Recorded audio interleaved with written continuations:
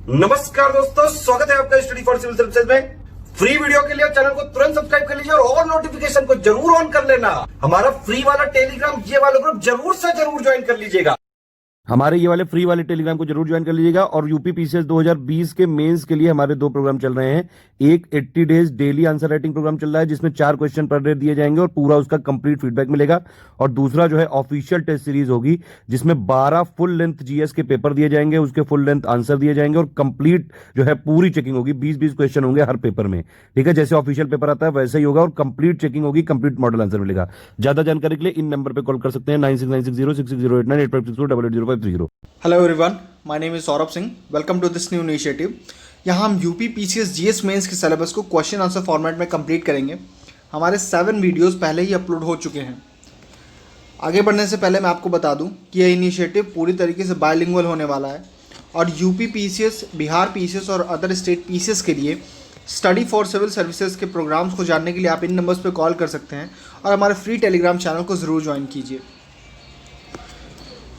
7th video के बाद 8th video आने में बहुत लेट हो गया, इसके लिए मैं माफ़ी चाहता हूँ। हमारे कुछ व्यूअर्स ने कुछ कमेंट किए थे।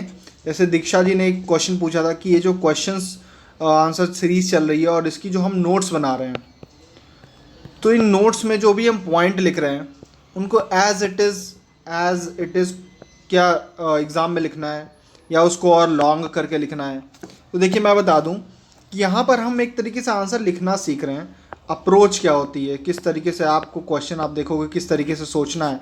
बाकी हम नो डाउट कुछ पॉइंटर्स भी इकट्ठा करते ही हैं हर पॉइंट पे। जैसे ग्लोबलाइजेशन की हमने बात करी है कई सारे क्वेश्चंस में, तो ग्लोबलाइजेशन के लिए आपके पास अच्छा खासा मटेरियल होगा। उसी से रिलेटेड एजुकेशन पे हम अच्छा खासे क्वेश्चंस करेंगे, हेल्थ पे करेंगे। फिर और डिफरेंट टॉपिक्स पे जब हम इतने सारे क्वेश्चंस कर लेंगे तो आपकी जो नोट्स होगी उसमें पहली बात तो आपके पास बहुत सारे पॉइंट्स हैं। तो क्वेश्चन जो है वो 125 वर्ड्स में भी आ सकता है वहाँ पर, और एक 200 वर्ड्स में आते हैं। तो जो ये क्वेश्चंस हैं आप वहाँ की ज़रूरत के हिसाब से इसको और आंसर्स को लंबा या छोटा कर सकते हो। बाकी रही पॉइंट्स की बात, तो यहाँ पे हम पॉइंट्स सीख रहे हैं, लेकिन आप जो भी करंट अफेयर पढ़ते हो, करंट अफेयर है, न्यूज़ है, तो मेरे यही पॉइंट्स जो है ना, जो आपको समझाया, जो आपने समझा है, उन्हीं पॉइंट्स के साथ जो एग्जाम्पल्स आप लिखोगे वो करंट अफेयर्स के लिखोगे एग्ज़ाम में। तो ये है तरीका। बाकी आप धीमे धीमे ये सब करते जाओ, आपको खुद ही इतनी अंडरस्टैंडिंग हो जाएगी कि आप समझ जाओगे कि आंसर्स को कैसे लिखना है। तो हर रोज़ के तरीके से पहले क्वेश्चंस डिस्कस कर लेते हैं, फिर उसके बाद आंसर्स को देखते हैं। फर्स्ट क्वेश्चन है, analyse the benefits and concerns of interlinking of reverse. ये आपने पढ़ा होगा, सुना होगा। हमारी एक परियोजना है कि हम नदी घाटियों को जोड़ना चाहते हैं, तो इस परियोजना से जुड़े लाभ और चिंताओं के बारे में आपको विश्लेषण करना है, ठीक है। क्वेश्चन नंबर 2 है सिटीजन चार्टर।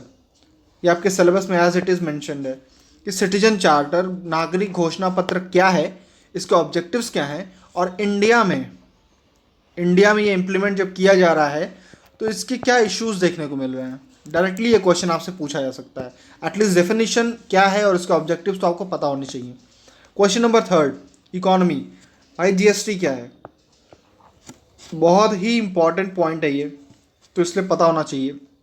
इसके आपको एक तो बेनिफिट्स पता होने चाहिए और इसमें क्या इंप्रूवमेंट आप सुझाव दे सकते हो, मतलब क्या इश्यूज़ हैं ये भी आपको पता होना चाहिए, ठीक है। ये हो गया जीएसटी। नेक्स्ट क्वेश्चन क्या है, नेक्स्ट क्वेश्चन है एथिक्स से। एथिक्स में आज का क्वेश्चन डायरेक्टली सिलेबस में लिखा हुआ नहीं है, लेकिन वो रिलेटेड है। यहाँ पे एथिक्स के कई सारे पॉइंट्स आप सोसाइटी के पॉइंट अपने, जो आप हम लोग सोसाइटी पेपर 1 में पढ़ चुके हैं, और एथिक्स को जोड़ करके एक आंसर अगर आपसे लिखना चाहें। क्वेश्चन ये पूछ रहा है कि भाई हमारे पास लगभग हर चीज़ के लिए एक लॉ है, ठीक है। मर्डर के खिलाफ लॉ है, फिर भी लोग मॉब लिंचिंग आखिर क्यों कर दे रहे हैं। हमारे खिलाफ विमेन हैरेसमेंट जो हो रही हैं उनके लिए लॉज हैं, फिर भी आपको रेप एंड ऑल क्यों देखने को मिल रहा है। आपको ऑनर किलिंग क्यों देखने को मिलती है। आपको अगर इंटर कास्ट मैरिज हो जा रहे हैं तो क्यों इसके खिलाफ लोग ऑनर किलिंग तक कर दे रहे हैं। तो क्वेश्चन ये पूछ रहा है कि हर चीज़ के लिए लॉ है, फिर भी स्टेट ऑफ लॉलेसनेस क्यों है हमारी सोसाइटी में। मतलब समाज में एक अराजकता, मतलब लोग लॉ फॉलो क्यों नहीं करते। क्वेश्चन इस तरीके का कुछ है, ठीक है। इसको घुमा फिरा के आपसे पूछा जा सकता है कि भाई, एक क्वेश्चन ये पूछा जा सकता है कि आखिर हम लॉ क्यों फॉलो करते हैं। एक क्वेश्चन ये भी है, इस पर भी मैं वीडियो बनाऊंगा। दूसरा क्वेश्चन आज का बेसिकली ये है कि लॉ हर चीज़ के लिए है, लेकिन फिर भी लॉलेसनेस क्यों है, क्यों हम लॉ फॉलो नहीं कर रहे हैं। ठीक है, ये हो गए आज के 4 क्वेश्चंस। इंडिविजुअली सारे क्वेश्चंस को डिस्कस करेंगे। अब पहला question, analyse the benefits and concern associated with project of interlinking of river basins. नदी घाटियों को इंटरलिंक करने के लिए जोड़ने की प्रस्तावित परियोजना जो है उससे जुड़े लाभ और चिंताओं का विश्लेषण करना है। ठीक है, तो फिर आपको पता है 2 पार्ट में क्वेश्चन है। तो पहला पार्ट में आपको बताना है भाई ये प्रोजेक्ट है क्या, क्या इंटरलिंक कर रहे हैं, कौन सी नदियाँ इंटरलिंक कर रहे हैं। ठीक है, तो पहला डेफिनेशन या इंट्रोडक्शन आपका इस तरीके का कुछ शुरू होगा कि आपको जो आंसर की शुरुआत करनी है वो कैसे करनी है। तो आप किसी तरीके से ये समझाइए कि भाई ये प्रोजेक्ट है क्या। ठीक है, देखिए हिंदी में और इंग्लिश में लिखा हुआ है कि नेशनल रिवर लिंकिंग प्रोजेक्ट, जिसको NRLP कहते हैं, राष्ट्रीय नदी जोड़ो परियोजना, जिसको पहले क्या कहते थे, नेशनल पर्सपेक्टिव प्लान, राष्ट्रीय परिप्रेक्ष्य योजना। ठीक है, योजना के रूप में जाना जाता था, जिसका उद्देश्य इंडिया की 37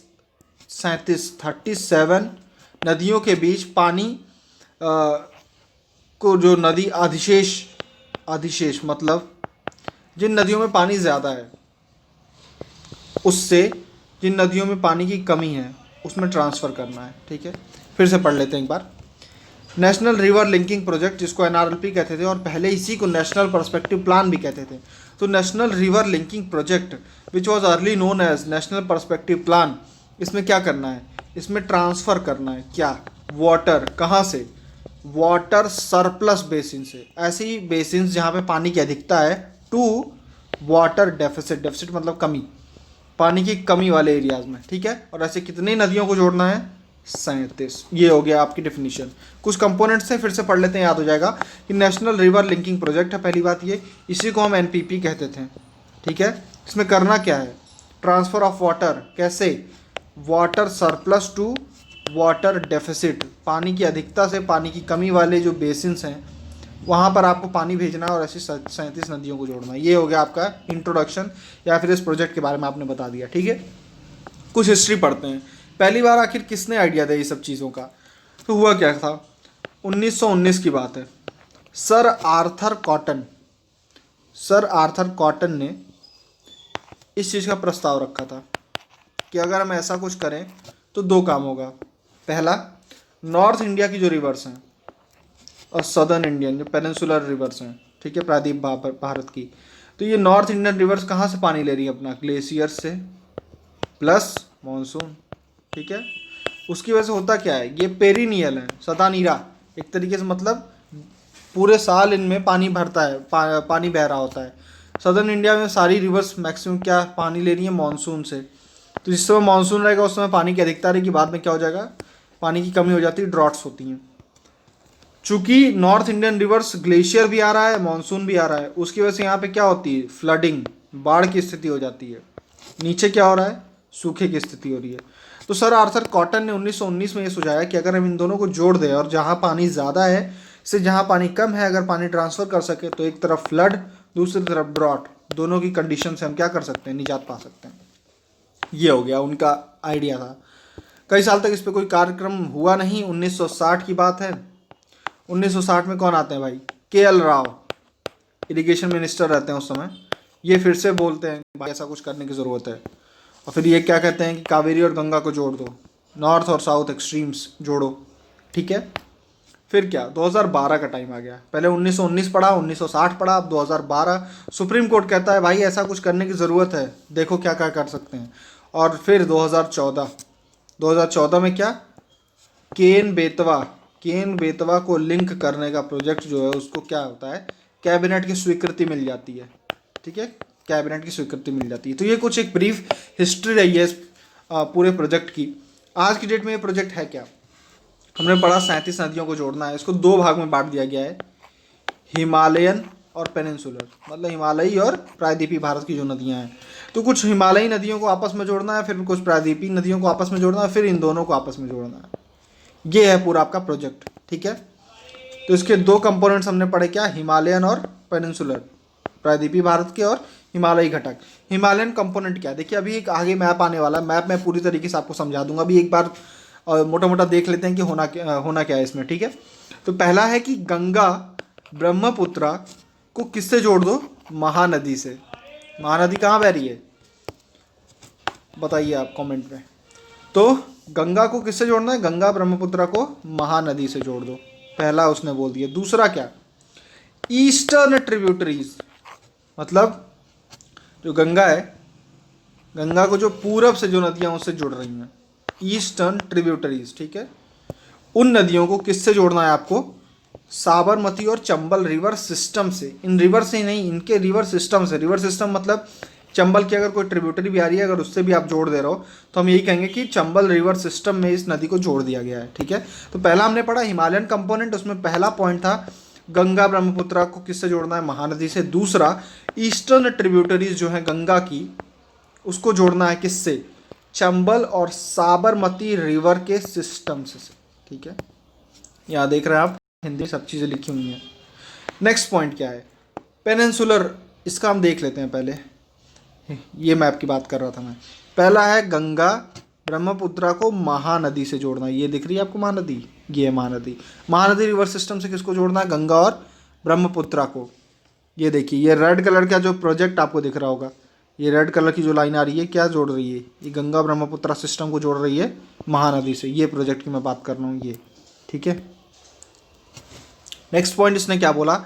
ईस्टर्न ट्रिब्यूटरीज ऑफ गंगा, जो गंगा की ईस्टर्न ट्रिब्यूटरीज हैं, पूर्वी सहायक नदियां हैं, उनको जोड़ना है साबरमती और चंबल रिवर सिस्टम से। यहाँ पे याद रखिए। तो यहाँ जो भी रेड कलर के प्रोजेक्ट्स आपको दिख रहे हैं, वो क्या हैं?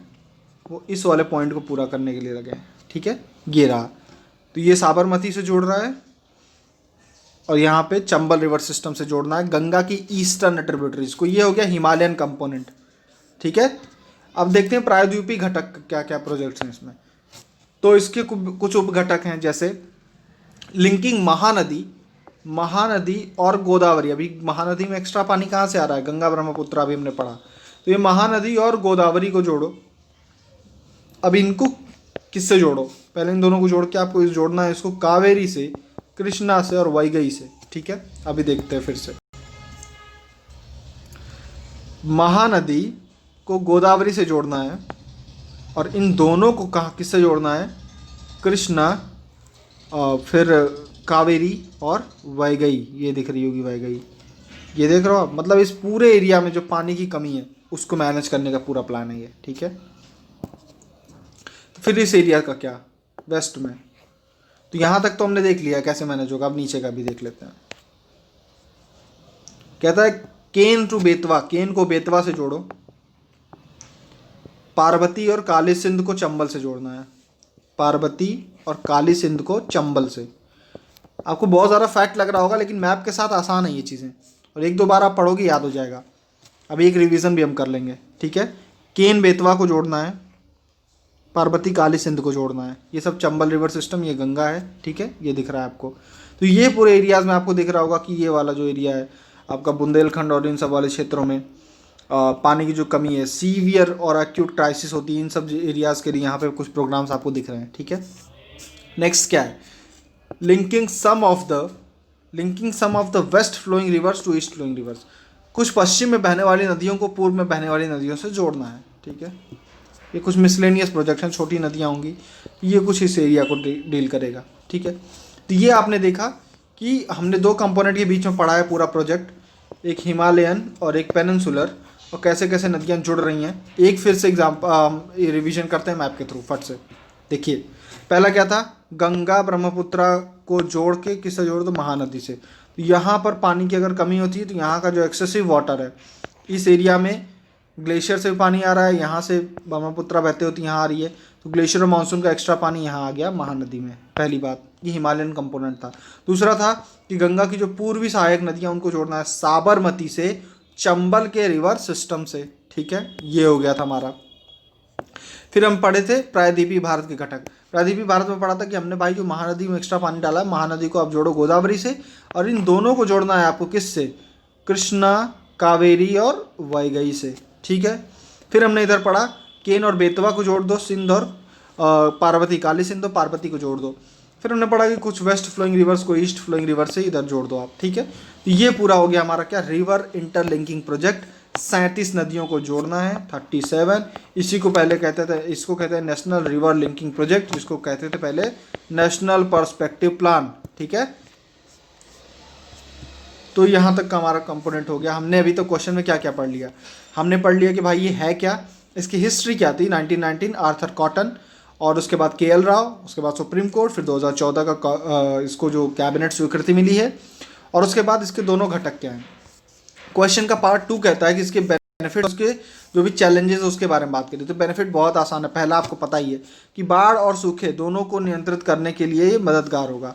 जो भी जल अधिशेष बेसिन है, जैसे हिमालयन बेसिन्स को जल की कमी वाली बेसिनों से जोड़ना है, ठीक है। ये हो गया पहला पार्ट कि water surplus to water deficit देना है, ठीक है, पहला। दूसरा, अब इसी से आप जोड़ के कई सारे पॉइंट्स बना सकते हैं, पहला दूसरा। फिर एग्रीकल्चर आप लिख दीजिए कि भाई जो एरियाज जहाँ पर अभी रेन फेड हैं, मतलब वो कहीं ना कहीं रेन के वाटर पे डिपेंडेंट है, उनमें क्या होने लगेगा, इरिगेशन होगा, यहाँ पे सिंचाई बढ़ेगी, तो नेट सोन एरिया आप बढ़ा सकते हो अपना, है ना।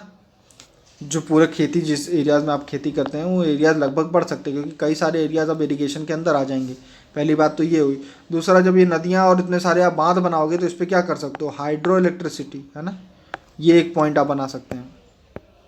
नेक्स्ट पॉइंट आप क्या बना सकते हैं कि इससे फिर हाइड्रो इलेक्ट्रिसिटी क्रिएट हो रही है, ये हो गया। और जो हमारी मानसून के ऊपर डिपेंडेंस है, मानसून पर निर्भरता, जैसे भारतीय कृषि को क्या कहता है, जुआ का खेल कहा जाता है। क्यों? क्योंकि मानसून अच्छा हुआ तो ठीक हुआ सब कुछ, नहीं तो नहीं हुआ। तो एक पॉइंट आप लिख सकते हैं, ठीक है। तीसरा पॉइंट आप लिखोगे कि पेरिनियल फ्लो होगा नदियों में, नदियों के अंदर क्या होगा, पेरिनियल फ्लो, पानी की जो 12 मासी प्रवाह होगा।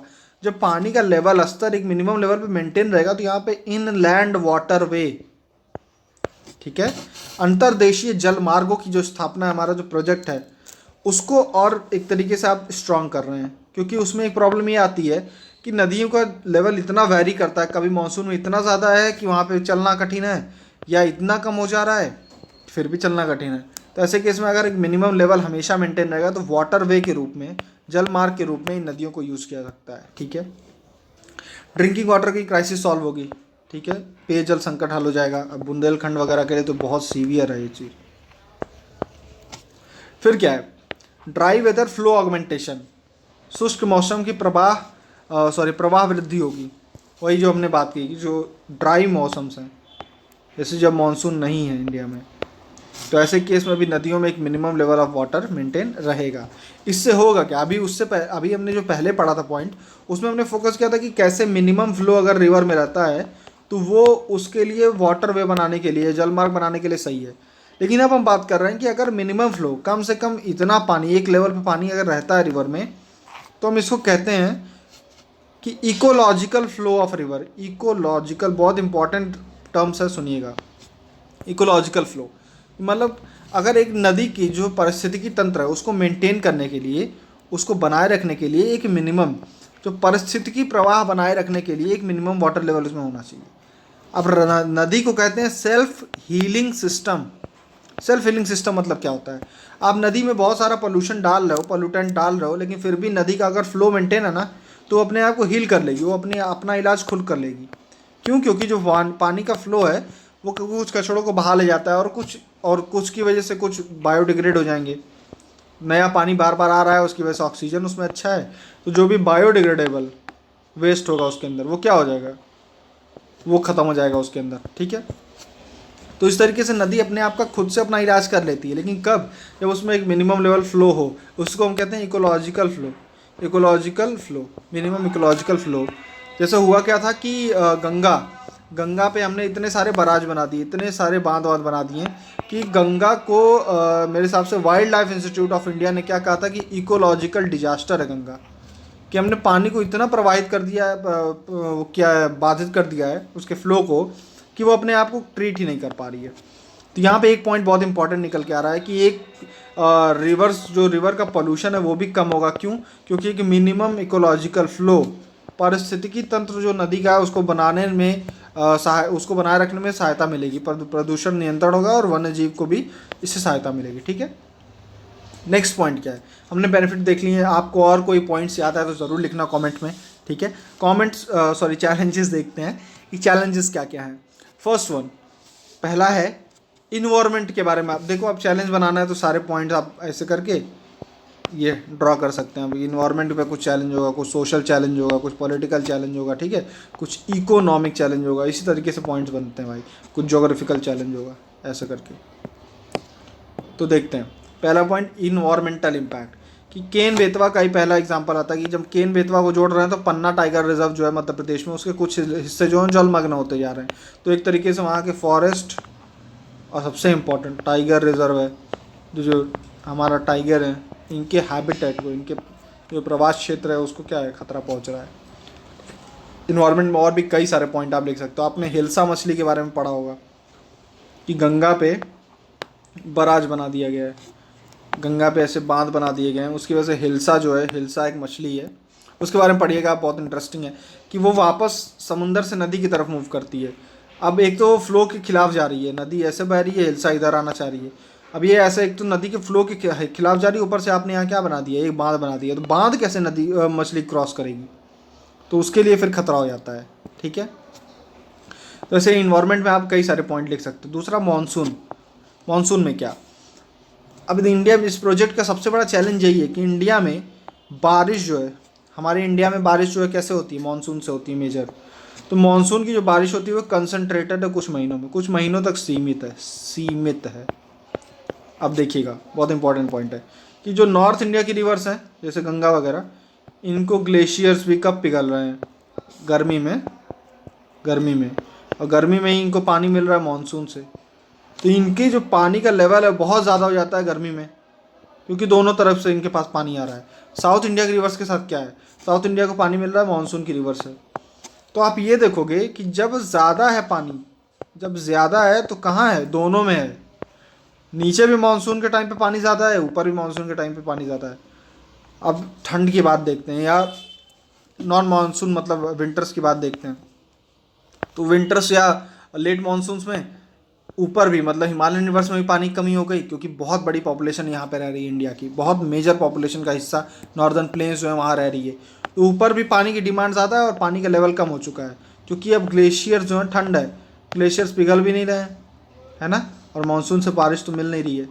नीचे सदर्न इंडिया में भी वाटर लेवल वो कम होता जा रहा है, तो जब कमी हो रही है तो भी दोनों में हो जा रही है। तो ये एक चैलेंज होगा कि आपको एक कोई सिस्टम बनाना पड़ेगा कि जो मानसून के रिवर्स के जो पानी आ रहा है ना, सोल्यूशन यही हो सकता है कि मानसून लेवल पे जो पानी एकाएक बढ़ा है उसको हम रोक के रख सकें ऐसे मौसम के लिए जब पानी की कमी होती है। अब इसी के लिए नो डाउट हम बांध बनाने की सोच रहे हैं, लेकिन इंडिया में बार बार ये प्रूव हुआ है कि इंडिया में जो डैम्स है ना वो फ्लड कंट्रोल तो नहीं ही करते हैं। जब फ्लड कंट्रोल करने की बारी आएगी तो डैम्स जो होते हैं वो पानी छोड़ देते हैं कि हमारा डैम टूट जाएगा, तो जो फ्लड की सिचुएशन रहती है वो और ज़्यादा बुरी हो जाती है। तो मैं ओवरऑल कहना क्या चाह रहा हूँ कि जब पानी ज़्यादा है तो हिमालय में भी ज़्यादा, हिमालयन रिवर्स में भी और पेनिनसुलर रिवर्स में, जब कम है तो दोनों में कम है, ठीक है। तो ऐसे केसेस में बहुत सारे डैम्स की ज़रूरत पड़ेगी कि खूब समय तक पानी को रोक के रख सकें। लेकिन जब वही है कि जब बारिश ज़्यादा होती है तो इन डैम्स में, इंडिया में तो यही देखा गया कि वो पानी छोड़ देते हैं। जब ये पानी छोड़ देंगे तो खूब सारी फ्लड्स आती हैं। तो एक तरीके से इस पूरे प्रोसेस के थ्रू जितना फ़ायदा नहीं उससे ज़्यादा नुकसान भी हो सकता है। तीसरा पॉइंट क्या है, सोशल कॉस्ट बहुत ज़्यादा है इसकी, सामाजिक लागत जिसको कह सकते हैं। इसका मतलब क्या है, आपने एक नर्मदा डैम बनाया था, नर्मदा पे सरदार सरोवर डैम, उसके बाद आपने देखा था नर्मदा बचाओ आंदोलन, कितने लोगों के गांव डूब गए, कितने लोगों के जो अधिकार हैं, राइट्स उसका वायलेशन हुआ है। तो अगर आप इतने सारे डैम्स, इस प्रोजेक्ट को, पूरे प्रोजेक्ट के लिए कई सारे डैम्स लगेंगे, तो उन पूरे डैम्स के लिए जो सोशल कॉस्ट है उसके बारे में आपको सोचना चाहिए। कितना बड़ा फॉरेस्ट एरिया, कितने बड़े जो एरियाज हैं वो डिस्प्लेस हो जाएंगे या फिर उनको क्या नाम है, डुबो दिया जाएगा। तो ये एक पॉइंट आप बोल सकते हो। तीसरा पॉलिटिकल पॉइंट जो मैंने बात की थी कि इंटर स्टेट, अभी आप खुद देख रहे होगे कि कितनी जो अंतर्राज्यीय नदियाँ हैं, तो दो राज्यों के बीच में कितना उसके लिए झगड़ा हो रहा होता है। तो इतने बड़े प्रोजेक्ट में जिसमें पूरा देश की लगभग नदियों को जोड़ना है, तो किसी का पानी कम हो रहा है, किसी का ज़्यादा हो रहा है, तो जाहिर सी बात है कि इंटर स्टेट लेवल पे वाटर डिस्प्यूट जो है कि अंतर्राज्यीय और अंतर्राष्ट्रीय जल विवाद बढ़ेंगे। कुछ ऐसी नदियाँ जो अंतर्राष्ट्रीय, ब्रह्मपुत्रा पे आपको कुछ ऐसा बनाना है, गंगा पे कुछ ऐसा बनाना है, तो बांग्लादेश को दिक्कत तो होगी ना। तो ये सभी पॉइंट्स आपको देखने पड़ेंगे कि ऐसा प्रोजेक्ट, इतना बड़ा प्रोजेक्ट लॉन्च करने के लिए इन लोगों को भी कॉन्फिडेंस में लेना पड़ेगा। नेक्स्ट क्या है जो मैंने अभी बात की कि dams as a tool to control floods are not effective in India. ये बाढ़ के प्रबंधन में भारत में बांध कोई सफल उपयोग नहीं रहे, सफलता बांधों को नहीं मिली है, क्योंकि हमने हमारा एग्जाम्पल और हमारे एक्सपीरियंस तो यही कहते हैं कि जब जब बाढ़ की सिचुएशन को और ख़राब ही किया है बांधों ने। ठीक है, तो ये हो गया पहला क्वेश्चन था, हमने पूरा पढ़ा और एक बार आप रिवाइज करिएगा, आपको याद हो जाएगा सब। क्वेश्चन नंबर 2 है सिटीजन चार्टर क्या होता है, what is citizen charter, what are its objectives, mention the main issues in its implementation in India. नागरिक घोषणा पत्र क्या है, उद्देश्य क्या है, भारत में इसके कार्यान्वयन में मुख्य मुद्दे क्या हैं, मुख्य समस्याएं क्या हैं। ठीक है, तो ये पहला क्वेश्चन यही पूछ रहा है क्या है, तो आपको डिफिनीशन से ही शुरू करना चाहिए ऐसे आंसर्स को। ठीक है, चूँकि ये सिलेबस में लिखा हुआ बिल्कुल याद होना चाहिए आपको। अब ये मिनिस्ट्री की वेबसाइट का मैंने लिया हुआ है ये डेफिनेशन, ये official definition government of India किस तरीके से डिफाइन करती है वही लिखा हुआ है यहाँ पर। देखिए लिखा हुआ है, एक एग्जांपल देखिए, जैसे मैकडी में जाते हैं खाना खाने, आप बर्गर किंग में जा रहे हो आप, तो वहाँ पर आपने देखा होगा कि वो मेन्यू वगैरह इतना बड़ा लगा के रखते हैं कि भाई ये हम दे रहे हैं आपको। ठीक है, तो ये पूरी अवधारणा क्या है, सिटीजन चार्टर एक तरीके से आपको बताना चाहता है जो लोग हैं ना, पीपल है ना, वो कस्टमर हैं किसके, कौन सर्विस दे रहा है, गवर्नमेंट के। तो गवर्नमेंट एक तरीके से हमको सर्विसेज ही तो दे रही है, तो ये सर्विसेज क्या दे रही है उसका एक विवरण देगी। जैसे वो मेन्यू कार्ड देते हैं वैसा एक विवरण गवर्नमेंट को भी देना चाहिए कि भाई आप इस मंत्रालय में आ रहे हो, इस डिपार्टमेंट में आ रहे हो, तो आपको क्या क्या हम सर्विसेज देंगे, क्या क्या सुविधाएं यहाँ देने वाले हैं, उसकी समय सीमा क्या होगी। कि आपने बोला, जैसे आपसे आपने बोला कि एक मैकडी का बर्गर दो, तो वो बताएगा ना आपसे कि भाई इतना टाइम लगेगा, ये वो टाइप है ना। तो यहाँ पर भी आप जो सर्विस मांग रहे हो, आपको एक सर्टिफिकेट बनवाना, तो क्या उसकी समय सीमा है। इन केस इस समय सीमा में नहीं मिला तो आपके पास क्या तरीके हैं जिससे आपकी शिकायत का निवारण हो सके। पारदर्शिता होनी चाहिए, जवाबदेही की सिचुएशन होनी चाहिए। ठीक है, ये सब चीज़ें क्या होती हैं एक तरीके की, अगर इन्हीं सबको एक साथ मिला लिया जाए और एक घोषणा पत्र बनाया जाए तो इसी को हम कहते हैं क्या, सिटीजन चार्टर। अब डेफिनेशन पढ़ते हैं, पूरा समझ में आएगा। देखिए, एक नागरिक घोषणा पत्र सिटीजन चार्टर रिप्रेजेंट करता है किसी भी संस्था द्वारा प्रदान की गई सेवा की गुणवत्ता, सेवा प्रदान करने की समय सीमा, शिकायत निवारण तंत्र, पारदर्शिता और जवाबदेही, और इन सब की दिशा में संगठन की प्रतिबद्धता को दर्शाता क्या है, वो है नागरिक घोषणा पत्र इंग्लिश में। सिटीजन चार्टर रिप्रेजेंट कमिटमेंट, क्या है एक तरीके की कमिटमेंट है ऑर्गेनाइजेशन की, किस लिए, स्टैंडर्ड क्या होगा सर्विस का, क्वालिटी क्या होगा, टाइम ऑफ सर्विस डिलीवरी क्या होगी, अगर ये नहीं मिलता है तो ग्रीवेंस रिड्रेसल क्या होगा। ठीक है, यही होता है, इसी चीज़ की जो घोषणा पत्र है, इसी चीज़ का जो कमिटमेंट है, उसी को हम क्या कहते हैं, सिटीजन का चार्टर। तो आपको समझ में आ गया होगा कि सिटीजन्स को एक तरीके से सर्विस डिलीवरी दी जा रही है, तो गवर्नमेंट क्या ट्रीट कर रही है, एक तरीके कस्टमर ट्रीट कर रही है हमको। तो ठीक है, हमको इनको सर्विसेज देना और हम कस्टमर हैं, हम पे कर रहे हैं इस चीज़ के लिए, अगर तो हमारी भी गवर्नमेंट की कुछ बाध्यताएं हैं कि इसकी क्वालिटी, क्वांटिटी, टाइम और शिकायत निवारण तंत्र, ये सब को मेंटेन करना है। ये है सिटीजन चार्टर। अब आगे देखते हैं कुछ फैक्चुअल इंफॉर्मेशन कि department of administrative reforms and public grievances, DARPG किसके अंदर आता है, ministry of personnel public grievances pensions. ये जो मिनिस्ट्री ये कोऑर्डिनेट करती है क्या, formulation and operationalisation of citizen charter. देखिए, प्रशासनिक सुधार और लोक शिकायत विभाग जो है वो नागरिक चार्टर बनाने और संचालित करने के प्रयासों का समन्वय करता है। ठीक है, ये हो गया DARPG, याद रख लीजिए, department of administrative reforms and public grievances. ठीक, हमने पढ़ लिया क्या है, कौन बनवाता है। हालांकि हर डिपार्टमेंट में, हर मिनिस्ट्री में आपको एक सिटीजन चार्टर मिल जाएगा। भाई वो मिनिस्ट्री आपको क्या देगी, कब देगी, और ये सब चीज़ें। ठीक है, अब ये है क्या, it is an expression of understanding between citizens and service provider. यहाँ सर्विस प्रोवाइडर कौन है, गवर्नमेंट। तो कहता है एक तरीके का समझौता है किसके बीच में, सिटीजन और सर्विस प्रोवाइडर के बीच में एक तरीके का समझौता है, आपसी समझ को दर्शाता है सिटीजन चार्टर। ठीक है, ये देखिए, सेवाओं की प्रकृति के बारे में नागरिक और सेवा प्रदाता के बीच में एक समझ है, एक तरीके की समझौता या समझ की अभिव्यक्ति है, समझौते की अभिव्यक्ति है कि जिससे सेवा प्रदान करना है और वह उस सेवा को प्रदान करने के लिए बाध्य है। ठीक है, कहाँ से शुरुआत हुई थी, तो 1991 में, 1991 में जॉन मेजर की गवर्नमेंट थी कहाँ पर, यूके, यूनाइटेड किंगडम में। तो वहाँ पर उन्होंने कुछ इस तरीके की शुरुआत की थी। पब्लिक एडमिनिस्ट्रेशन इनका ऑप्शनल है, वो डिटेल में ये सब पढ़ेंगे, ठीक है। तो ये सिटीजन चार्टर शुरुआत कहाँ है, यूके, आपको सिर्फ इतना याद रखना है, ठीक है। उसके बाद इसके कुछ प्रिंसिपल्स होते हैं, ये आपको ज़रूर याद रखना है। सिटीजन चार्टर क्वेश्चन में पूछे जाए चाहे ना पूछे जाए, ये भाई इस तरीके से सिटीजन चार्टर लेके यूँ 6 प्रिंसिपल से बना देना, इसके मार्क्स अलग मिलेंगे भाई। डायग्राम्स बहुत मैटर करता है। तो 6 इसके जो प्रिंसिपल्स हैं सिटीजन चार्टर के, कि एक सिटीजन चार्टर को क्या क्या चीज़ों को प्राप्त करने की कोशिश करनी चाहिए। जैसे उसके अंदर क्या क्या क्वालिटीज़ होनी चाहिए। उसके अंदर पहली बात क्वालिटी का विवरण होना चाहिए, और आपको अपनी क्वालिटी को इम्प्रूव करने का आपके अंदर मोटिव होना चाहिए। जैसे सेवा की गुणवत्ता में सुधार करना है, पहली बात कि सिटीजन चार्टर क्यों लाना है। दूसरा, हमको चॉइस देना है लोगों को जहाँ भी पॉसिबल है। चॉइस मतलब क्या है कि वो बाध्य ना हो सर्विस लेने के लिए। अब प्राइवेट कंपनी वही सर्विस दे रही है, गवर्नमेंट अगर वो दे रही है, तो हम गवर्नमेंट और प्राइवेट तो एक तरीके से बाध्य ना हो गवर्नमेंट की सर्विस लेने को।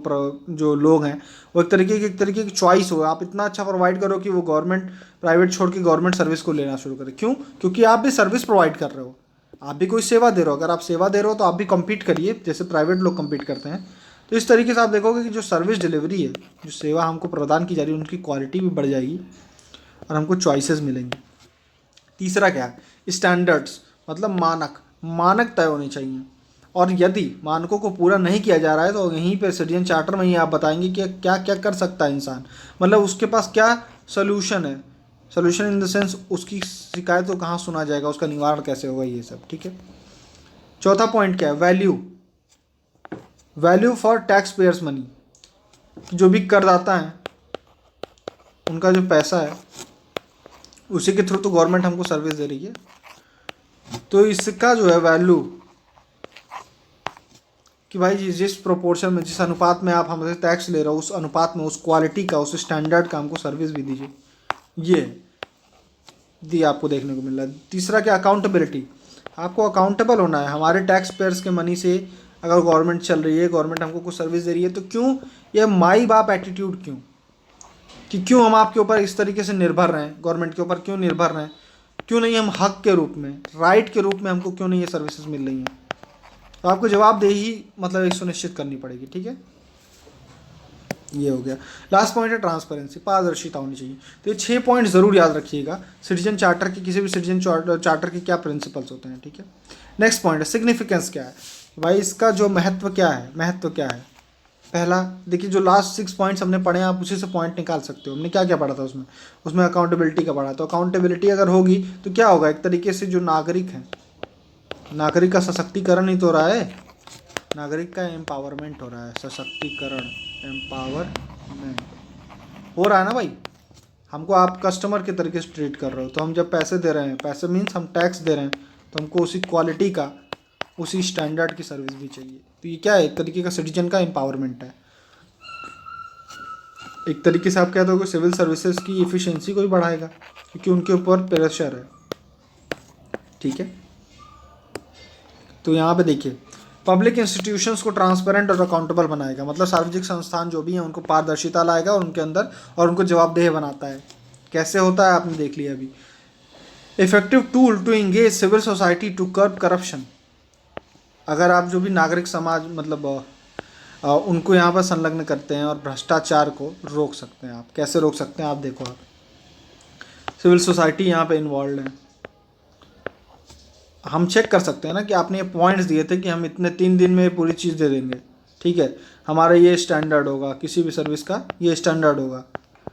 और आप देखो सिटीजन चार्टर के थ्रू आपने पूरा अपना स्टैंडर्ड वगैरह सेट कर दिया। अब मेरे पास आपको जज करने के लिए एक प्लेटफॉर्म मिल चुका है कि मैं आपको जज करूँगा, भाई आपने बोला ये किया ये, तो मैं जज कर रहा हूँ ना। सिविल सोसाइटी मेरी इसमें मदद करेंगे, तो इससे होगा क्या कि एक तरीके से करप्शन जो है, भ्रष्टाचार, वो खत्म होगा, कम होगा, है ना। तीसरा पॉइंट क्या है, स्टैंडर्ड ऑफ सर्विस डिलीवरी को बढ़ाएगा, ठीक है। सेवा वितरण जो भी हो रहे हैं उनके जो मानक हैं उसको बढ़ा देगा, अच्छा करेगा, गवर्नमेंट को मोर रिस्पॉन्सिव बनाएगा, गवर्नमेंट को और संवेदनशील बनाता है। अगर यही देखिए पॉइंट्स जो आपने पूछा था एक कमेंट में कि इन सारे क्वेश्चंस में जो पॉइंट है कैसे यूज़ करना, आप इन सब को एक अब करंट अफेयर्स का एग्जांपल ले आइए इसमें, तो आपका ये आंसर बहुत अच्छा हो जाएगा। यही पॉइंट्स हैं, सिमिलर पॉइंट्स पे बस करंट अफेयर्स के एग्जांपल देते जाइएगा हर पॉइंट पे, तो आपका ये आंसर तैयार हो जाएगा उस मेंस के लिए। नेक्स्ट पॉइंट क्या है, पीपल का पार्टिसिपेशन बढ़ता है, लोगों का यहाँ पर भागीदारी शासन में बढ़ जाती है इसकी वजह से। नेक्स्ट है, इश्यूज़ क्या हैं सिटीजन चार्टर के इंडिया में। इंडिया में जो नागरिक चार्टर है या नागरिक को जो अधिकार मिले हैं, इनमें क्या मुद्दे आपको देखने को मिल रहे हैं, इस घोषणा पत्र की क्या कमियां हैं, ठीक है। तो इन मिनिस्ट्री पाया है मेजर केसेस में, देखिए उसी मिनिस्ट्री ने, डिपार्टमेंट ऑफ एडमिनिस्ट्रेटिव रिफॉर्म्स और पब्लिक ग्रीवेंसेस, उसी मिनिस्ट्री ने एक स्टडी की थी और उसमें ये सब खामियां उसने पाई हैं। ये वही पॉइंट्स हैं कि मेजॉरिटी ऑफ केसेस में, अधिकांश मामलों में ये पाया गया कि चार्टर को एक सलाहकार प्रक्रिया के माध्यम से नहीं तैयार किया गया। मतलब खुद सोचिए कि अगर मैकडी या बर्गर किंग इंडिया में आकर के आपको बीफ खिला रहे हैं, तो क्या उनकी दुकान चलेगी? नहीं चलेगी। क्यों? क्योंकि हमारे कल्चर के खिलाफ है ये। तो अब इन लोगों ने रिसर्च किया, कुछ लोगों से क्या लिया होगा, सुझाव लिया होगा, भाई इंडिया में कैसे खाओगे आप? तो इंडिया वाले बताएंगे भैया हमको मसाले वसाले ज़्यादा पसंद है, तुम वहाँ कैसे खाते हो नहीं पता, लेकिन यहाँ पे बनाना है तो थोड़ा मसाला वगैरह ऐड कर देना, नवरात्रि के टाइम पे चिकन विकन मत खिलाना, है ना। तो क्या किया उन लोगों ने, कुछ रिसर्च किया, उसके बेसिस पे उन्होंने क्या किया, अपनी मेनू डिज़ाइन की। इंडिया में जो गवर्नमेंट ऑर्गेनाइजेशन है, वो जो सिटीजन चार्टर बना रही है, नागरिक घोषणा पत्र बना रही हैं, वो अपनी तरफ से ही बता दे रही हैं कि हम ये करेंगे, ऐसा ऐसा करेंगे। हमसे पूछो तो सही हमें क्या चाहिए, समझ रहे हो आप। तो ये कहता है कि कंसल्टेटिव प्रोसेस नहीं रहा है, सलाहकार प्रक्रिया के थ्रू जो भी नागरिक घोषणा पत्र वो नहीं बनाए गए। Next point, by and large providers are not familiar with the philosophy, goals and main features of the charter. काफ़ी हद तक जो सेवा प्रदान करने वाले लोग हैं, उनको चार्टर की मुख्य विशेषताएं क्या होती हैं, उसका लक्ष्य क्या है, सिटीजन चार्टर हम बना क्यों रहे हैं, उसका लक्ष्य क्या है, ये नहीं पता उनको। बस पता है एक काम करना है, ऐसा कुछ डॉक्यूमेंट बना के चिपकाना है ऑफिस में। तो ये अप्रोच से नहीं काम होगा। आपको पता होना चाहिए कि कर रहे हो आप क्योंकि आपकी जिम्मेदारी है, और इसको सिर्फ लिखना नहीं है, इसको फॉलो करना है, समझ रहे हो आप। तो ये हो गया पॉइंट 2। तीसरा, एडिक्वेट पब्लिसिटी नहीं है। अब डिपार्टमेंट के किसी कोने में ऐसा चिपका दियो, आपकी वेबसाइट पे दिखता ही नहीं है, वेबसाइट चलती ही नहीं है मान लो, तो क्या मतलब इससे सिटीजन चार्टर का, है ना। अब इसमें जो ऑफिसर है वो गलती करे तो किसके पास जाना है, क्या करना है, कितने दिन में काम हो जाएगा, अगर इसकी शिकायत करी तो फिर कैसे इसका फॉलो बैक होगा, ये सब अगर पता ही नहीं है, इसकी पब्लिसिटी नहीं की जाएगी, तो कोई मतलब ही नहीं है ऐसे प्रोविजंस को बनाने का। ये कहना चाह रहा है थर्ड पॉइंट। ये कहता है कि in most of the department charters are only in initial और मिडिल स्टेज ऑफ इम्प्लीमेंटेशन। या तो कोई बनाया ही नहीं है, या ऐसा आड़े तिरछे कहीं चिपका रखा है, या वेबसाइट पे दिखा नहीं रहा है। कुल मिला के ये कहना चाह रहा है, ठीक है, कि मतलब उसका जो भी पर्याप्त प्रचार हो ही नहीं रहा है, पर्याप्त प्रचार नहीं किया गया है। Next point, no funds has been specifically marked for awareness generation. Awareness generation के लिए किसके बीच में, लोगों के बीच में, और वही जो स्टाफ है। आपने एक मिनिस्ट्री में बना तो दिया है चार्टर, लेकिन वहाँ के लोगों तक को नहीं पता, जो वहाँ काम कर रहे हैं उनको भी नहीं पता कि वो इस तरीके से बाध्य हैं कोई काम करने के लिए, है ना। एक ये प्रॉब्लम है।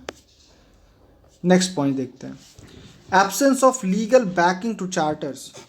इंडिया में जो सिटीजन चार्टर्स है ना, वो कोई लॉ नहीं बता रहा है कि ये आपको करना है। तो यही कह रहा है कि अगर कोई लॉ होता, कोई नियम होता, कोई कानून होता जो कहता कि आपको करना ही करना है, सिटीजन चार्टर करना है, और नहीं करोगे तो आपके ऊपर ये सज़ा है। तो ऐसे केस में मे भी शायद जो भी हम जिस भावना के साथ इसको इम्प्लीमेंट करना चाहते हैं, वो शायद उसी फीलिंग के साथ, उसी भावना के साथ हम इसका क्रियान्वयन करते हैं। अभी नहीं हो रहा है, क्यों? क्योंकि एक तरीके से लीगली नहीं है, इन्फोर्सिएबल है। पहली बात, चार्टर्स को कानूनी समर्थन कोई तरीके का नहीं है, ठीक है, वैधता नहीं मिली हुई है। तो अब इन कहीं ना कहीं ये क्या है, मैंडेटरी ना हो करके वॉलंटरी है। नेक्स्ट पॉइंट क्या है, charters are not prepared in vernaculars. Vernaculars मतलब क्या, अब उड़ीसा में या फिर छत्तीसगढ़ के किसी एरिया में जहाँ पे हो सकता है कि मे बी लिटरेसी बहुत कम हो, अब उस एरिया में आप जाके फुल ऑन अंग्रेजी में अपना चार्टर चिपका के आ रहे हैं कि हम ये करेंगे, दिस। अब उस आदमी को समझ में ही नहीं आएगा वहाँ से। तो ये भी भावना नहीं होनी चाहिए। तो ये कह रहा है कि चार्टर्स को वर्नाकुलर्स में, मतलब वहाँ के जो लोकल लैंग्वेज, स्थानीय भाषाएं हैं, उसमें तैयार करने की ज़रूरत है, जो नहीं हो रहा है। नेक्स्ट पॉइंट क्या है, details of public grievance officer. जो भी पब्लिक ग्रीवेंस ऑफिसर है, शिकायत अधिकारी हैं, लोक शिकायत अधिकारी, उनके विवरण का उल्लेख ही नहीं है कहीं पर। एक प्रॉब्लम ये भी है। तो second ARC, administrative reform commission, ARC administrative reform commission second बार जब बनी तो उसने अपनी सेकंड ARC ने कुछ रिकमेंडेशन दी सिटीजन चार्टर को लेकर के। क्या है? One size does not fits all. एक ही साइज का कपड़ा पूरे घर को तो नहीं होता ना। वो यही कहना चाह रहा है कि आपको हर डिपार्टमेंट, हर मिनिस्ट्री की ज़रूरतों का आकलन करके सबके लिए एक अलग अलग अप्रोच फॉलो करनी चाहिए सिटीजन चार्टर के लिए। उद्देश्य सबका सेम होना चाहिए। क्या? कि जो पीपल हैं उनको जो सर्विसेज मिल रही हैं उसकी क्वालिटी और ये सब में वृद्धि हो। लेकिन वो जो उस ऑर्गेनाइजेशन की जो स्पेसिफिक फीचर्स हैं, स्पेशल जो भी फीचर्स हैं उसके हिसाब से चेंज करना है। और डिपार्टमेंट ही नहीं, लोकेशन। अभी जो हमने एग्जांपल दिया कि जिस एरिया में लोगों को हिंदी नहीं आती वहाँ पर आप हिंदी में सिटीजन चार्टर देकर के क्या उनका फ़ायदा कर दोगे, पहली बात। दूसरा, जिस डिपार्टमेंट में लोगों को जो तरीके की सर्विस चाहिए उस तरीके का कुछ सिटीजन चार्टर बनाने की ज़रूरत है। तो कहता है कि एक साइज़ सबको फिट नहीं होती है, जिस तरीके से उस तरीके से सबके लिए अलग अलग कपड़ों की ज़रूरत होती है, वैसे यहाँ पर भी अलग अलग अप्रोच की ज़रूरत है। नेक्स्ट पॉइंट, वाइडर कंसल्टेशन की ज़रूरत है। जो अभी हमने बात की थी मैकडी और बर्गर किंग वाली, कि पहले रिसर्च करिए कि लोगों को चाहिए क्या, उसके हिसाब से अपना सिटीजन चार्टर बनाइए। Next point, internal process and structure should be reformed. मतलब चार्टर में दी गई प्रतिवार्ताओं को पूरा करने के लिए आंतरिक प्रक्रिया और संरचना में सुधार किया जाना चाहिए। जो भी उस ऑर्गेनाइजेशन की आंतरिक संरचना है उसमें कुछ सुधार करने की ज़रूरत है। ठीक है। रिड्रेसल मैकेनिज्म, मतलब अगर कोई डिफ़ॉल्ट कर गया तो क्या निवारण तंत्र है, इसकी भी जांच होनी चाहिए और इसके लिए एक प्रॉपर मैकेनिज्म होना चाहिए। लोगों को पता होना चाहिए कि हमको यहीं जाना है अगर ये आदमी गलत कर रहा है या ये आदमी अपनी सर्विसेज प्रोवाइड नहीं कर रहा है। नेक्स्ट क्या है, बेंचमार्क बनाइए। हर चीज़ का एक बेंचमार्क तय कीजिए, एक मानक तय कीजिए कि प्रतिक्रिया का उपयोग करके कैसे मानक तैयार करोगे आप। आपने देखा होगा मिंत्रा वाले लोग आते हैं, आपको सर्विस डिलीवर किया, कपड़े वगैरह आपको दिए, फिर क्या बोलते हैं डिलीवरी के बाद, क्या बोलते हैं, सर फीडबैक अच्छा देना, फीडबैक अच्छा दे दीजिएगा। तो ये गवर्नमेंट सर्विसेज में क्यों नहीं हो सकता? क्यों नहीं? एक बाबू जो बैठते हैं वहाँ पर, वो आपको एक सर्टिफिकेट पकड़ाने के बाद कहते हैं कि सर हमारा फीडबैक बढ़िया दीजिएगा, नहीं सैलरी रुक जाएगा। ऐसा क्यों नहीं है वहाँ पर? क्योंकि वहाँ फीडबैक की कोई इज्जत नहीं है। हम खुद से सोचेंगे कि इन लोग को क्या सर्विसेज देनी है, खुद ही अपना सिटीजन चार्टर बना करके पेश कर देंगे। तो एक तरफा मामला चल रहा है, वन वे है भाई। इसको टू वे करना है। हमको अगर सर्विस दे रहे हो हमारे पैसे से, फिर हमको तो इन्वॉल्व करना ही पड़ेगा। ये होता है। वो कहता है बेंचमार्क इस्टेब्लिश करो, मानक इस्टेब्लिश करो। कैसे? फीडबैक लेकर के, प्रतिक्रिया तो लो। ठीक है। नेक्स्ट क्या है, होल्ड ऑफिसर्स अकाउंटेबल। भाई जो अधिकारी की पूरी ये जिम्मेदारी थी उसको अकाउंटेबिलिटी उसकी इंश्योर करो कि ऐसा क्यों नहीं हुआ, और ये सब भी जो भी चीज़ें मतलब लीगली अभी नहीं, आप ये भी पॉइंट बोल सकते हो कि लीगली इसको बाउंड कर दो, मतलब एक लॉ बना दो सिटीजन चार्टर के लिए इंडिया में।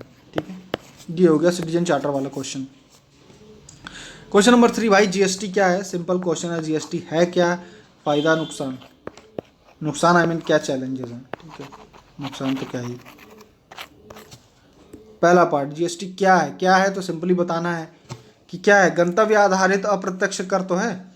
एकदम याद कर लो इसको भाई, डेस्टिनेशन बेस्ड इनडायरेक्ट टैक्स। गंतव्य आधारित क्या होता है या डेस्टिनेशन बेस्ड क्या होता है? मतलब ये डेस्टिनेशन पे टैक्स ले रहे हो आप। एक तरीके का क्या है, इनडायरेक्ट टैक्स है, मतलब कंजम्पशन, जब आप कोई भी चीज़ का उपभोग करोगे उस समय आपसे लिया जाएगा। तो एक तरीके से डेस्टिनेशन पे ही तो हुआ, जहाँ डेस्टिनेशन बेस्ड अप्रत्यक्ष इनडायरेक्ट टैक्स, ये हो गया। इंपॉर्टेंट कीवर्ड है किस चीज़ का? जीएसटी का। जीएसटी पूछे तो गंतव्य आधारित अप्रत्यक्ष कर है और अंतिम उपभोग बिंदु पर लगाया जाता है, फाइनल कंजम्पशन पॉइंट पर लगाया जाता है। 17 तरीके के इनडायरेक्ट टैक्सेस को इसके अंदर क्या किया गया, सबस्यूम किया गया है। ठीक है, जैसे सेवा कर हो गया, विलासिता कर हो गया, और वैट हो गया। ठीक है, उत्पाद शुल्क हो गया, एक्साइज हो गया। तो इस तरीके के टैक्सेस को क्या किया गया, इसके अंदर इंक्लूड कर लिया गया। एक क्वेश्चन ये भी बनता है, लेकिन वो एमसीक्यू का क्वेश्चन बनता है कि किन टैक्सेस को, विच टैक्सेस जीएसटी के अंदर इंक्लूड नहीं किया गया है। जिन लोगों को पता हो प्लीज़ कमेंट सेक्शन में लिख के बताइएगा कि कौन से टैक्सेस हैं जिनको जीएसटी के बाहर रखा गया है। ठीक है, so GST is currently levied on every product. अच्छा, यहाँ पे मैंने शायद लिख भी दिया है, except petroleum products, alcohol, real estate and electricity. Petroleum उत्पादों, शराब, रियल इस्टेट और बिजली को छोड़कर सारे ही प्रोडक्ट्स पे क्या लगता है? जीएसटी लगता है। और ये 4 स्लैब्स हैं। 5% का कुछ पे लगेगा, कुछ चीज़ों पे, कुछ पे 12% टैक्स लगता है, कुछ पे 18, कुछ पे 28% टैक्स लगता है। तो इनको हम स्लैब्स कहते हैं। 4 स्लैब्स के अंदर इंडिया में जीएसटी लगाया जाता है। नेक्स्ट पॉइंट क्या है? जीएसटी काउंसिल 279A, ये अमेंडमेंट किया गया कॉन्स्टिट्यूशन के अंदर। सो कॉन्स्टिट्यूशन के 279A अमेंडमेंट के थ्रू एक जीएसटी परिषद, जीएसटी काउंसिल का गठन किया गया है। अब इसके मेंबर्स और चेयरमैन वगैरह कौन है? यूनियन फाइनेंस मिनिस्टर, केंद्रीय वित्त मंत्री जो हैं वो चेयर करेंगी, और जो भी राज्यों के वित्त मंत्री हैं वो क्या होंगे? इसके मेंबर्स होंगे। ठीक है। वोटिंग वगैरह कैसे होगी? शायद 1/3 वोट जो है ना, वो अकेले किसका है? सेंटर का है, यूनियन का है। किसी भी पॉइंट पे 1/3 वोट कौन किसका होगा? सेंटर का होगा। और 2/3 किसका होगा? वो सारी राज्यों को मिला के होगा। ये हो गया वोटिंग परसेंटेज। तो आपको सेंटर को एक भारी रोल देखने को मिल सकता है, जिसके क्रिटिसिज्म में आप ये पॉइंट लिख सकते हैं। ठीक है। अब 3/4 मतलब 75% वोटिंग चाहिए किसी भी चीज़ को हाँ करने के लिए। ठीक है। 3/4 वोटिंग चाहिए, उसमें से 1/3 तो किसी के पास है? सेंटर के पास है। मतलब सारी स्टेट मिल भी जाए तो सेंटर के बिना कोई भी डिसीजन नहीं ले सकते हो। ठीक है। ये हमने पढ़ लिया जीएसटी काउंसिल क्या है। इसके तो पहली बात, कास्केडिंग इफेक्ट को कम करेगा। कास्केडिंग प्रभाव मतलब प्रपाती प्रभाव, मतलब टैक्स के ऊपर टैक्स। ये हमने पढ़ा हुआ है पहले। टैक्स के ऊपर टैक्स क्या होता है कि अगर किसी भी चीज़ को खरीदने, जैसे मान लीजिए एक गाड़ी बनाने वाले ने यहाँ से एक टायर वगैरह खरीदे हैं। ठीक है। तो उसने टायर जब खरीदा है तो यहाँ पर खरीदते समय वो टैक्स देगा टायर के लिए। टायर वाले ने बनाने के लिए जो ये सामान, टायर बनाने के लिए जो रबर वगैरह खरीदा, उस पर भी उसने टैक्स दिया होगा। तो एक तरीके से उसने इन सारे मटेरियल पर पहले टैक्स दिया था। अब ये टायर खरीदते समय फिर से टैक्स दे रहा है। इसी टायर को उस गाड़ी में यूज़ करेगा और गाड़ी बेचते समय फिर से टैक्स। तो इस बंदे को, ये गाड़ी बनाने वाले बंदे को, इसके ऊपर, ये टायर के ऊपर, या जो भी इनपुट लगा रहा है अपने मटेरियल को बनाने के लिए, उस इनपुट में अगर पहले बनाने वाले ने कुछ टैक्स दे रखा है तो टैक्स माइनस नहीं हो रहा है। तो आप देख रहे हो कि टैक्स के ऊपर टैक्स लगता जा रहा है। तो इस तरीके से चीज़ें जो आपको महंगी दिखेंगी। तो यहाँ पे जीएसटी जो आया है उसने इनपुट टैक्स क्रेडिट की बात की है। इनपुट पे जो भी टैक्स आप दे चुके हो, किसी भी चीज़ के इनपुट पे जो आप सामान बनाने में इनपुट लगा रहे हो, उसमें पहले अगर टैक्स दिया जा चुका है तो अभी आप जो टैक्स दे रहे हो, या अभी आपसे हम टैक्स क्रेडिट दे देंगे आपको। जो पहले टैक्स दे चुका है उतना हम क्या करेंगे? माइनस कर देंगे आपके टैक्स में से। ठीक है। ये होता है इनपुट टैक्स क्रेडिट। तो टैक्स के ऊपर टैक्स नहीं लगेगा, कास्केडिंग प्रभाव खत्म हो जाएगा। इजी टैक्स कंप्लायंस है।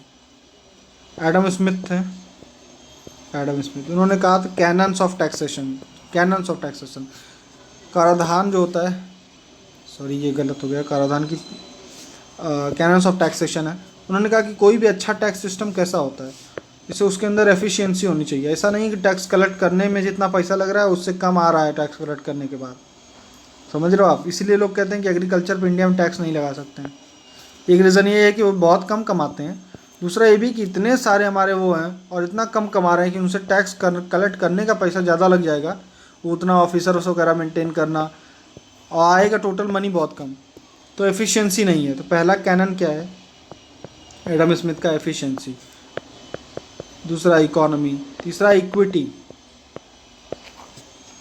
गरीब आदमी और अमीर आदमी से सिमिलर लेवल का टैक्सेशन तो नहीं करना चाहिए। इसीलिए हम देख रहे हो, आप डायरेक्ट टैक्स जब आप देखते हो तो इनकम टैक्स, जैसे जैसे आपकी इनकम बढ़ रही होती है उसी हिसाब से आपको जो टैक्सेशन है 30% तक आपसे टैक्स लिया जा सकता है अगर आपकी इनकम किसी एक थ्रेशोल्ड से ज़्यादा है। तो इस तरीके से वन ऑफ द कैनन्स ये भी था कि एफिशिएंसी हो टैक्स कलेक्ट करने में। यहाँ पे आपको जीएसटी में यही सब चीज़ें आपको देखने को मिलेंगी कि हमने कंपोजिशन स्कीम ला दी। कंपोजिशन स्कीम, क्या आपको लगता है कि आप एक मिनिमम अमाउंट, इस अमाउंट से कम कमा रहे हैं और उसके बाद आपको ये जीएसटी रजिस्ट्रेशन, जीएसटी नंबर और ये सब पूरा करने में बहुत तामझाम आपको नहीं पसंद है तो आप कंपोजिशन स्कीम के थ्रू आ जाओ और कंपोजिशन स्कीम के तहत एक मिनिमम टैक्स आप दे दो। ठीक है, आपको पूरा जीएसटी के थ्रू नहीं चलना है लेकिन मिनिमम टैक्स देना है। तो आपको जो टैक्स देने की सहूलियत को हमने बढ़ा दिया। कुल मिला के मैं ये कहना चाह रहा हूँ, सहूलियत। तो चूंकि आपने सहूलियत बढ़ाया है टैक्स देने की, तो आज की डेट में टैक्स कंप्लायंस जो है वो बढ़ रहा है। ठीक है, अनुपालन दर बढ़ गई है। उसमें ई वे बिल भी आएगा, जिसमें क्या है कि कुछ एक मिनिमम डिस्टेंस से ज़्यादा अगर आप कोई सामान वाहन के थ्रू लेके जा रहे हो तो ऐसे केस में आपकी एक इलेक्ट्रॉनिक वे बिल जनरेट हो जाएगी। अब इससे क्या होगा, हर नाके पे खड़े होकर जो पुलिस वाले और टैक्स ऑफिसर्स आपसे वसूली करते थे वो सब बढ़ जाएगा। तो एक तरीके से कंप्लायंस इस वजह से भी बढ़ेगा। ठीक है, तीसरा बात मैंने बात कर ली पहले ही, इनपुट टैक्स क्रेडिट की, कि आपको इनपुट पे जो टैक्स दे चुके हैं पहले ही, उसका अगर टैक्स ले चुकी है सरकार तो उसको आपको क्रेडिट कर देगी, वापस आपको दे देगी। तो ये क्या एक तरीके की पारदर्शिता बढ़ रही है और कर की चोरी नहीं होगी इसकी वजह से। ठीक है, वन नेशन वन टैक्स लेके आया जीएसटी। एक राज्य एक देश है पूरा और एक टैक्स है। ठीक है, कॉमन मार्केट इसलिए क्रिएट करेगा। अलग अलग राज्यों में एक ही चीज़ पे अलग अलग टैक्स नहीं लगेगा, सिमिलर लेवल ऑफ टैक्स लगेगा तो पूरी देश एक मार्केट की तरीके से आपको दिखेगा। कोऑपरेटिव फेडरलिज्म एक तरीके से ये है। जीएसटी काउंसिल बनाया है, कॉन्स्टिट्यूशनल बॉडी है ये, कॉन्स्टिट्यूशन संवैधानिक है। तो अब यहाँ पे जो डिसीजन ले रहे हैं राज्य सेंटर स्टेट मिल के ले रहे हैं, तो एक तरीके से क्या कहोगे आप, कोऑपरेटिव फेडरलिज्म है। ठीक है, सहकारी संघवाद है। करीब 1 लाख करोड़ रुपए लगभग, ये ऑन एन एवरेज है, 1 लाख करोड़ तक पर मंथ हम जीएसटी के थ्रू कलेक्ट करते हैं। जीडीपी एस्टिमेशन भी इससे, जीडीपी का जो निर्धारण, हमारी जीडीपी कितनी है ये निर्धारित करने के लिए, जिस कंट्री में बहुत ज़्यादा, अगर आपको टैक्स के थ्रू अगर आपको पता है कि कितना लोग इनडायरेक्ट टैक्स दे रहे हैं, उस हिसाब से आपको पता चल जाएगा कितना लोग कंज्यूम कर रहे हैं। कंजम्पशन के बेसिस पे आप क्या निकाल सकते हो, जीडीपी निकाल सकते हो। ठीक है, चैलेंजेस क्या है, चैलेंजेस पहला पॉइंट तो आप यही लिख सकते हो क्या, कि जो देखो आप पेट्रोलियम है, ठीक है, पेट्रोलियम जैसे डीजल वगैरह, इन सब चीज़ों को जो अगर आपने जीएसटी से बाहर रखा है तो इन सब चीज़ों पे टैक्सेशन जो है बहुत वैरी कर रहा है। उसकी वजह से जो हमारा ट्रांसपोर्टेशन कॉस्ट है वो ज़्यादा दिख रहा है आपको। तो इन्फ्लेशन, जो महंगाई है वो कहाँ कम हुई भाई। तो कहते हैं कि मेजर जो आपने जीएसटी से बोला था कि जीएसटी से एक मार्केट क्रिएट होगी, टैक्स ऑन टैक्स नहीं लगेगा और कुल मिला के इन्फ्लेशन, महंगाई से हमको निजात मिलेगा, वो नहीं हो रहा है। क्यों? क्योंकि हर चीज़ पे जीएसटी तो ठीक है, लेकिन उन चीज़ों को ट्रांसफ़र करने के लिए, उनको ट्रांसपोर्ट करने के लिए जो तेल लग रहा है, ऑयल लग रहा है, उस पर आपने जीएसटी के अंदर उसको लाया ही नहीं है। मनमाने फिर आप अपने हिसाब से इसको टैक्स पे बढ़ाते रहते हो, जैसे कोविड टाइम पे हमने देखा था, है ना। हालांकि उसके अलग रीजंस हैं, लेकिन आप ये बोल सकते हो ऐसे चैलेंजेस में इसको, कि इसको भी इंक्लूड करना चाहिए जीएसटी के अंदर। जब जीएसटी सेटअप में गवर्नमेंट जा रही थी, स्टेट गवर्नमेंट्स, तो उनका ये था कि उनको शुरुआती कुछ सालों में बहुत सारे लॉसेस हो सकते हैं। ये कई ऐसे टैक्स वो जो खुद लगा रहे थे वो जीएसटी के अंदर चला गया है। जीएसटी के अंदर कुछ ऐसा है कि जो टैक्स, तो उनको लगा कि उनको एक तरीके का जो लॉस हो रहा है उसको कॉम्पनसेट करने की ज़रूरत है। तो गवर्नमेंट लेके आई थी कॉम्पनसेशन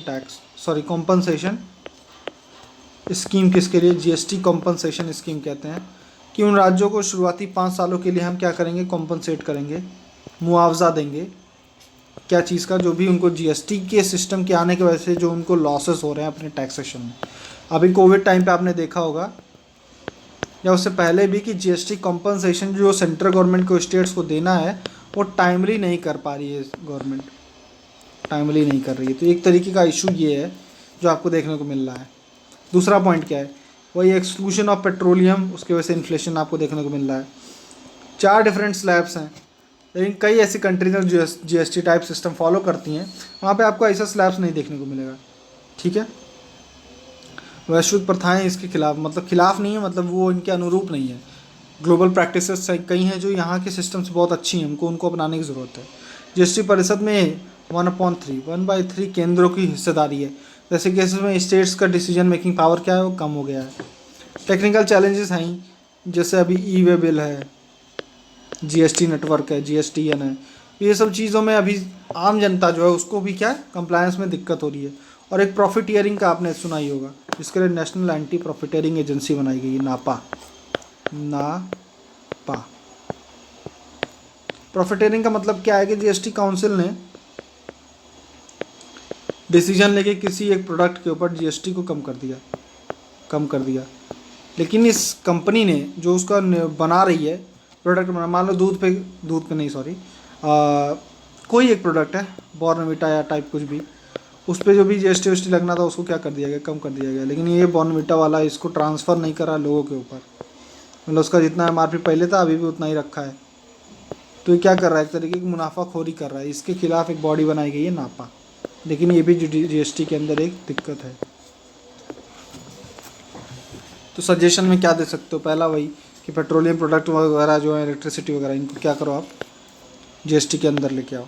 दूसरा क्या, एक तरीके का रिग्रेसिव टैक्स है।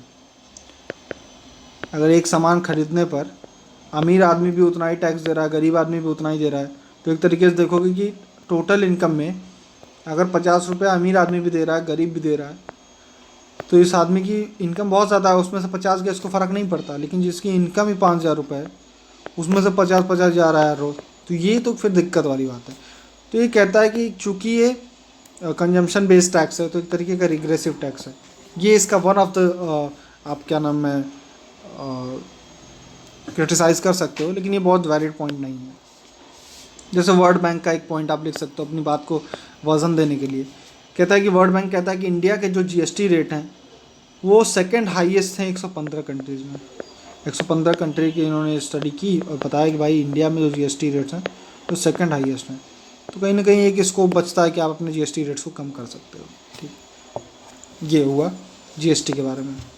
नेक्स्ट क्वेश्चन, एथिक्स का क्वेश्चन है, एक सेकंड, या even though we have a law for almost every crime, हर क्राइम के लिए हमारे पास एक लॉ है, लेकिन फिर भी हमको सोसाइटी में लॉलेसनेस क्यों देखने को मिलती है? सभी चीज़ के लिए कानून है, फिर भी हमें एक समाज में अराजकता क्यों देखने को मिलती है? तो क्वेश्चन आप 2-3 तरीके से यहाँ पे समझना है हमें। पहला क्या है कि लॉ है लेकिन लॉलेसनेस भी है। तो एक तो ये आप इस लेवल पे एनालाइज कर सकते हैं कि भाई आखिर क्या ऐसे रीज़न है कि लोग लॉ फॉलो नहीं करते। यही क्वेश्चन पूछना चाह रहा है, लॉ फॉलो नहीं करते, ये है। ठीक है, अब लॉ क्या है, इसकी डेफिनेशन मैंने बोल दिया कि law are codified rules which aim to regulate the behaviour of humans. कानून क्या है? संहिताबद्ध नियम ही तो हैं, एक संहिता बना दी गई है। तो संहिताबद्ध नियम है जिनका उद्देश्य मनुष्यों के व्यवहार को विनियमित करना है, हमारे बिहेवियर को रेगुलेट करता है। अगर हम किसी से कहें कि ये जो जेब्रा स्ट्रिप है इस पर नहीं चलाना है गाड़ी आपको, जब यहाँ पे रेड लाइट हो रखी है और लोग यहाँ से क्रॉस करना चाह रहे हैं, तो जेब्रा स्ट्रिप उन लोगों के लिए, पैदल चलने वालों के लिए। तो आपका एक तरीके का बिहेवियर है, उसको हम क्या करना चाह रहे हैं? रेगुलेट कर रहे हैं, विनियमित कर रहे हैं, है ना? यही है लॉ। अब लॉ करते क्या है? हमारी सोसाइटी में हार्मनी, सामंजस्य और अराजकता को ख़त्म करते हैं। खुद ही सोचो आप, कोई ऐसा नियम कानून नहीं होता रोड पे जिसका मन जिधर मन चला आ रहा है, तो ऐसे में एक्सीडेंट होता है, लड़ाई झगड़े होते, रोड एक्सीडेंट्स, रोड रैश, ये सब की सिचुएशन आपको देखने को मिलती है। तो अराजकता फैलती। ये तो एक एग्जांपल, आप कई सारे एग्जांपल ऐसे सोच सकते हो। तो आपको ये दिखेगा कि लॉ का पूरा काम हुआ क्या? हार्मनी इस्टेब्लिश कर दी और कियोस सोसाइटी से उसने हटा दिया, एक पैटर्न हमारे लिए बना दिया। हमारे लिए जीने की जो लाइफस्टाइल है हमारी, उसको क्या कर दिया? सिंपल कर दिया लॉ ने। तो फिर जब इतना कुछ अच्छा है तो फिर लोग लॉ फॉलो क्यों नहीं करते? क्योंकि ज़रूरी नहीं कि ये जो लॉ बनाया जा रहा है सबके इंटरेस्ट को फुलफ़िल कर रहा हो। देखिएगा, एक होता है समाज का इंटरेस्ट, समाज का, ये एक नैतिकता जो होती है, नैतिकता, उसको कहीं ना कहीं प्रमोट करने के लिए लॉ आप बनाते हो। लेकिन ज़रूरी नहीं कि हर आदमी इस चीज़ से खुश हो, सबको नहीं सामाजिक इंटरेस्ट चाहिए, सबको नहीं नैतिकता चाहिए। तो ये एक तरीके का रीज़न आप दे सकते हो। अब आगे बढ़ते हैं, सोसाइटी। तो यही है कि लॉ फॉलो क्यों नहीं होता है। अभी देखो, एक तरीका ये है कि पॉलिटिकल पॉइंट्स होते हैं, जैसे जुडिशरी वगैरह के बारे में लिखना, वो भी हम लिखेंगे, वो भी इम्पॉर्टेंट है कि हम लॉ क्यों लॉ लोग फॉलो नहीं कर रहे हैं, या क्यों सोसाइटी में लॉ लेसनेस है, क्यों लोग कानून तोड़ते हैं, ठीक है। और भी कई सारे पॉइंट्स हैं। एथिक्स का आंसर है तो आपको एथिक्स के बारे में लिखना है, मॉरल्स के बारे में लिखना है, ठीक है। लोगों के बिहेवियर के बारे में लिखना है कि बिहेवियर लेवल पे क्या ऐसा दिक्कत है। ये होता है एथिक्स में कुछ पॉइंट्स, ठीक है। आगे बढ़ते हैं। पहला पॉइंट है, थॉमस हॉब्स कहते हैं man by nature is brutish. ये पॉइंट कहता है कि मानव पशु के समान है। थॉमस हॉब्स जी कहते थे पहले कि मानव जो है ना वो बाई नेचर क्या है, पाशविक है, पशु के टाइप का है। इसीलिए मानवों ने क्या किया कि एक दूसरे को खतरा ना कर दें, और ऐसी ही उनकी टेंडेंसी, इसीलिए उन लोगों ने मिल के एक सोशल कॉन्ट्रैक्ट किया कि एक वो राज्य बनाएंगे, स्टेट बनाएंगे, स्टेट को रिस्पॉन्सिबिलिटी देंगे, अथॉरिटी देंगे कि वो इनके लिए नियम कानून बना करके उनकी सुरक्षा करे, सुरक्षा। और बदले में वो क्या करेंगे, स्टेट को रिकॉग्नाइज करेंगे, स्टेट्स के लॉ को फॉलो करेंगे, स्टेट्स को टैक्सेशन देंगे। ये सब क्या है, एक तरीके का सोशल कॉन्ट्रैक्ट है, सामाजिक लेवल पे एक तरीके का क्या है, एक आपसी समझौता था। तो ये कहते हैं कि मैन का नेचर ही ऐसा है कि वो क्राइम करना चाहता है। हालांकि ये पहला पॉइंट नहीं होना चाहिए, लेकिन वन ऑफ द पॉइंट आप लिख सकते हो कि कुछ सोशल थिंकर, देखिए ये मेरा नहीं मानना है कि आप इस तरीके से हमेशा आपको पॉइंट ही तो जनरेट करना है यार। मेंस का आंसर क्या है, खूब सारे पॉइंट्स लिखने हैं, तो आपका ये जो इन्फॉर्मेशन उसको यूज़ करो ना। आप एथिक्स में पढ़ोगे ये चीज़, थॉमस हॉब्स ने ऐसा कहा है, तो वहाँ पे आप पहला पॉइंट नहीं लिखना। मैंने आपको समझाने के लिए कि आपको स्ट्राइक करे इसलिए पहली बार लिख दिया इसको नीचे ही रखना है इस पॉइंट्स को। उसमें कहना है कि भाई थॉमस हॉब्स एक थिंकर से, उन्होंने कहा है कि मैन का नेचर ही है ब्रूटिश, इसीलिए उसने सोशल कॉन्ट्रैक्ट को इस्टेब्लिश किया है। एक ये वन ऑफ द थिंकर्स, ज़रूरी नहीं कि मैं इसको मानता हूँ, ठीक है। दूसरा मैंने बोला कि बिहेवियर लेवल पर कुछ बात करो कि क्यों लोग लॉ को फॉलो नहीं करते। सोशलाइजेशन, आपका जो सामाजिकरण हुआ है वो किस तरीके का हुआ है। आपने कई ऐसे मूवीज़ में देखा होगा कि जो हीरो है, गुंडा है, जो भी है बंदा, उसके साथ सोशलाइजेशन मतलब उसकी जो सामाजिकरण है वो इतना बुरा हुआ, उसके ऊपर इतना बुरा असर पड़ा कि उसके मन में सोसाइटी के प्रति एक निगेटिव फीलिंग आ गई, और फिर वो समाज का दुश्मन बन के रह गया, है ना। जैसे आप कई सारी मूवीज़ आपने देखी होंगी, बॉलीवुड में तो 1000 मूवीज़ इसी पे बेस्ड हैं। तो ये एक तरीके से आप कह सकते हो। इसका और एग्जांपल आप देखिए कि पुअर सोशलाइजेशन, ख़राब तरीके का सामाजिकरण क्या क्या चीज़ें कर सकता है। सामाजिकरण मतलब क्या है कि अगर आपको जो बचपन में तरह तरह से हम सीखते हैं, उसमें कुछ संस्थाएं जैसे फैमिली है, फैमिली से हम कुछ सीखते हैं, एजुकेशनल इंस्टीट्यूट से सीखते हैं, समाज के अंदर रिलीजन है, सोसाइटी है, उससे कुछ सीख रहे होते हैं। ये सब चीज़ों से मिलकर हमारा सामाजिकरण होता है, ठीक है, सोशलाइजेशन होता है। अब ये हर चीज़ से अगर हमको कुछ निगेटिव मिल जाए तो फिर जो हमारा सोशलाइजेशन है वो बहुत बुरा होगा, और हम एक तरीके के निगेटिव पर्सन होंगे जो लॉ वगैरह नहीं मानेंगे। सोसाइटी के अंदर का जो कॉमन इंटरेस्ट नहीं फुलफिल करना चाहूँगा, मैं बस अपना पर्सनल इंटरेस्ट फुलफिल करना चाहूँगा, और वो पर्सनल इंटरेस्ट दूसरे को हानि भी पहुँचा सकता है। तो एक तो कारण ये रहा कि हमारे जो मूल्य डेवलप हुए हैं, सोशलाइजेशन से होता है क्या कि हमारे मूल्यों का डेवलपमेंट होता है, हमारे वैल्यूज़ बनते हैं, वैल्यू सिस्टम बनता है। ये वैल्यू सिस्टम में सिर्फ निगेटिव वैल्यूज़ अगर हमारे अंदर फिट कर दी जाए तो ये होगा कि हम गलत काम ही करेंगे बड़े होकर। जैसे किसी फैमिली में अगर एक बच्चे ने शुरू से एक ऐसा माहौल देखा हो जिसमें विमेंस की कोई इज्जत नहीं होती है, ठीक है, तो बहुत चांसेस यही है कि वो आदमी, वह बच्चा जब बड़ा होगा तो वो भी विमेन की इज्जत नहीं करेगा, विमेन एम्पावरमेंट या विमेन की जो भी रिस्पेक्ट है वो नहीं करेगा। तो ये आप देख रहे हो कि सोशलाइजेशन की वजह से ऐसा सोशलाइजेशन हुआ उसका परिवार में ऐसे कि उसके जो मूल्य हैं, वैल्यूज़ हैं, उसके अंदर विमेन की रिस्पेक्ट क्या कोई मायने नहीं रखती। तो ऐसा बंदा बहुत चांसेस है कि आगे बढ़ के वो विमेन की रिस्पेक्ट नहीं करेगा और रेप या इस तरीके की मतलब टीजिंग ये सब चीज़ें करेगा, है ना। तो ये आपको देखने को मिल रहा है किस तरीके से वैल्यूज़ आपकी जो है वही अगर गलत तरीके की बन जाए तो आप फिर लॉ फॉलो नहीं करोगे। आप इसके 1000 एग्जाम्पल लिख सकते हो। मैं बस बता रहा हूँ कि क्यों हम लॉ नहीं फॉलो करते। पहला नीचे यही है कि वैल्यू, अगर हमारे मूल्य, हमारा बिहेवियर ही बुरा है। क्यों बिहेवियर बुरा है? क्योंकि हमारे वैल्यूज़ ऐसे रहे हैं। वैल्यूज़ क्यों ख़राब रहे हैं मेरे? क्योंकि मेरे सोशलाइजेशन जो हुआ है, मेरा जो सामाजिकरण हुआ है, उसने मुझे कभी पॉजिटिव वैल्यू को फॉलो करना नहीं सिखाया। तो अगर सोसाइटी में ऐसा कुछ हो रहा है, हमारी सोसाइटी कुछ इस तरीके के रास्ते पे चल रही है, तो जाहिर सी बात है वो सोसाइटी लॉ फॉलो नहीं करेगी, ठीक है। इसीलिए हम एजुकेशन को मॉडर्न करने की बात करते हैं, रिलीजियस फंडामेंटलिज्म से दूर जाने की बात करते हैं। कट्टरवाद नहीं, रिलीजन के अंदर हमको रैशनैलिटी चाहिए, हम सोचने समझने की शक्ति चाहिए, तर्क संगत होनी चाहिए बातें। तो ये लोग जो हैं इस तरीके की जो पढ़ लिख के निकलेगा उसकी जो वैल्यूज़ होंगे वो ऐसे बनेंगे कि वो सोसाइटी में लॉ फॉलो करने वाला बनेगा। ठीक है। तीसरा है मोरालिटी वर्सेस एथिक्स। देखिए मोरालिटी और एथिक्स में अंतर होता है। मैं पर्सनल लेवल पे जो मेरी बिलीफ है, पर्सनल लेवल पे या मेरी फैमिली में अगर एक बिलीफ है कि नॉनवेज वाले बुरे हैं, तो मेरे लिए मॉरलिटी क्या है, मेरे लिए नैतिकता क्या है?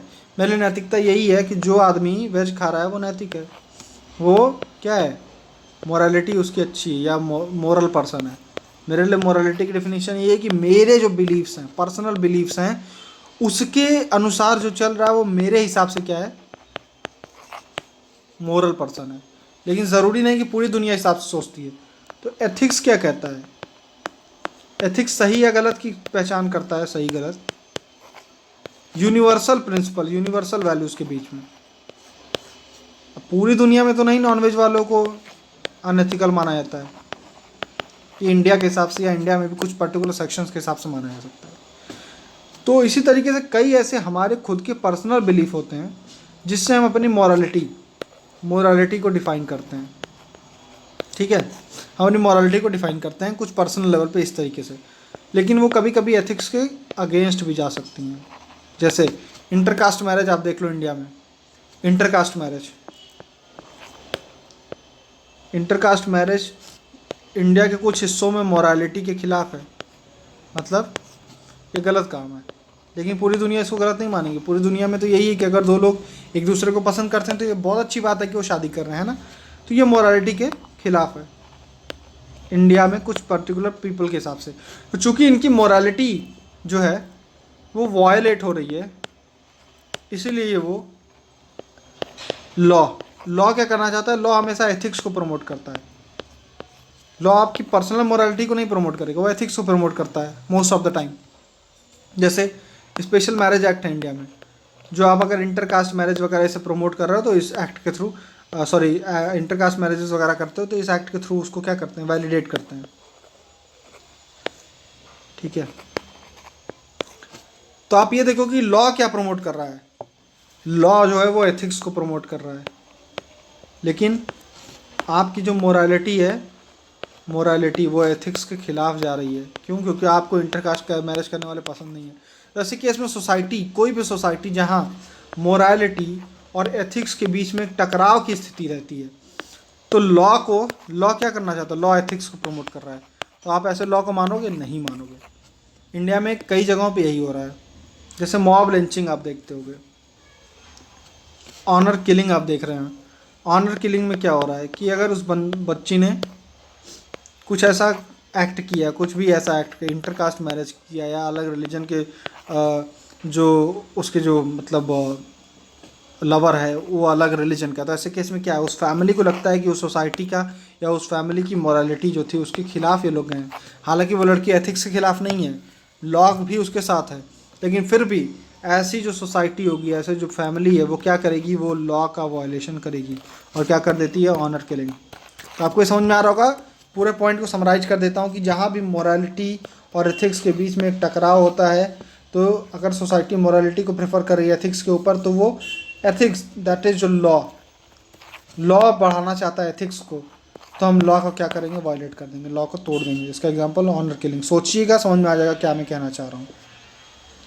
नेक्स्ट पॉइंट है लेजिटिमेसी ऑफ लॉ, कि जो हम कानून को मानना है हमें, लेकिन कानून की वैधता पे ही शक हो अगर, तो क्या करोगे आप? तो ऐसे केस में भी लोग लॉ को फॉलो नहीं करते हैं। जैसे बहुत ज़्यादा टैक्स आप लगा रहे हो, तो टैक्स देना एक लॉ है, लेकिन इतना टैक्स ले रहे हो कि मेरा 90% जो कमाई हो आप टैक्स में ले लो अगर, तो क्या मैं ऐसे लॉ को मानूंगा? नहीं, क्योंकि ऐसे लॉ की वैधता पे ही मुझको कोई क्या नाम है, शक है। ठीक है, ये मुझे वैध लग ही नहीं रहा है, तो जो मेरे खुद के कंसाइंस को सेटिस्फाई नहीं कर पाएगा, ऐसे केस में भी लोग लॉ का वायलेशन करते हैं। नेक्स्ट पॉइंट क्या है, सोसाइटी इन ट्रांजिशन। हमने कई बार इस बारे में बात की। सोसाइटी इन ट्रांजिशन, हमारी जो इंडियन सोसाइटी है वो ट्रांजिशनल सोसाइटी है। ट्रांजिशन मतलब कि संक्रमण काल से गुजर रही है। इधर हो गए क्या कंजर्वेटिव या जो पुरातन पंथी लोग हैं, इधर मॉडर्न लोग हैं। मॉडर्न लोग कई सारे मॉडर्न फीलिंग्स से बात करते हैं, लिव इन रिलेशनशिप हो गया, इंटर कास्ट मैरिज हो गया, फिर सारे तरीके की वेजिटेरियन नॉन वेजिटेरियन हर चीज़ अलाउड है ये, मतलब बहुत फ्री सोसाइटी की अगर हम बात करें। कंजर्वेटिव मतलब हमारे जो भी पहले के वैल्यूज़ रहे हैं कि नहीं, इंटर कास्ट मैरिज नहीं होना चाहिए, इंटर रिलीजियस मैरिज नहीं होनी चाहिए, कास्ट सिस्टम एकदम स्ट्रांग बनी रहनी चाहिए, ये वाले लोग हैं। हम सोसाइटी यहाँ से यहाँ की तरफ जा रही है, अब इधर जाने के लिए मतलब मॉडर्न की तरफ जाने के लिए लॉ बनाए जाते हैं। जैसे हम क्या करना चाह रहे हैं, यूनिफॉर्म सिविल कोड लाना चाह रहे हैं, ठीक है, ट्रिपल तलाक पे जो एक्ट लाए हैं। तो कहाँ से हम जा रहे हैं, कंजर्वेटिव सोसाइटी से मॉडर्न की तरफ जा रहे हैं। पुरातन पंथी जो थे हम लोग, उससे कहाँ जा रहे हैं, मॉडर्न की तरफ जा रहे हैं। तो जब यहाँ से यहाँ हम जा रहे हैं तो ये जाएंगे कैसे, लॉज के थ्रू। जैसे मैंने बताया ट्रिपल तलाक का लॉ है ना, यूनिफॉर्म सिविल कोड लाना चाहते हैं, ये सब जो भी चीज़ें लॉ लाना चाह रहे हैं। तो जो ये लोग हैं ना, इनको ये बुरा लगेगा और ये लोग लॉ का वायलेशन करेंगे। ये भी एक रीज़न है लॉ को ना फॉलो करने का, कि हमारी सोसाइटी ही ट्रांजिशन में है, तो बाय डिफ़ॉल्ट लॉ के साथ कॉन्फ्लिक्ट तो होना ही है। क्योंकि जो लोग चेंज को रजिस्ट करते हैं, इनको नो चेंजर्स आप कह सकते हो, वो इसके खिलाफ लॉज को वायलेट करेंगे, ठीक है। अब इसमें भी आप ऑनर किलिंग का एग्जांपल लिख सकते हो।